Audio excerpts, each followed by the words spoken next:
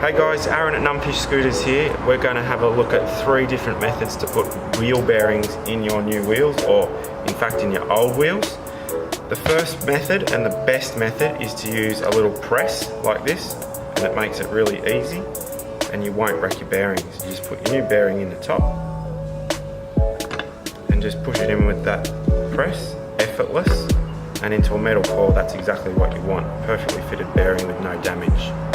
Okay guys, so we are now going to look at another way to put bearings in, which is often better at home because you may not have a press. So the next method you would use is get your new bearing, put it in the top of your old wheel or new wheel, and just use a hammer, preferably not metal, this is plastic, and just gently tap it so it goes into the right position, and then start hammering it in. Not the greatest, but it still works. Notice how I'm tapping around in a circle like that? That's just to keep it even. Right, that's another way to put a bearing in. However, you've probably got a 50-50 chance of wrecking your bearing putting it in that way. Alright, so we're going to look at one other way to put a bearing into a wheel. That's our first one we just put in. We're going to do this another method you can do at home. You need a bolt, put an old bearing there,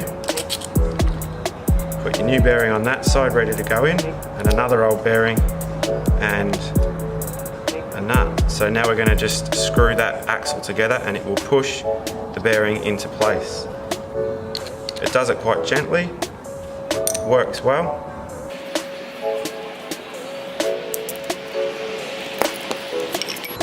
And you have a bearing pushed in. Alright guys, so we've just looked at 3 ways to put bearings into your wheels. Ideally the first option is your press, but if you haven't got a press you're going to have to use those other methods. One other thing to take note of is if you've got really good bearings you just spent money on, put them in the freezer for a few hours before you go and try and push them in with a bolt or a hammer, just to make it fit that little bit easier, which you need in a metal core wheel. Other than that, good luck guys.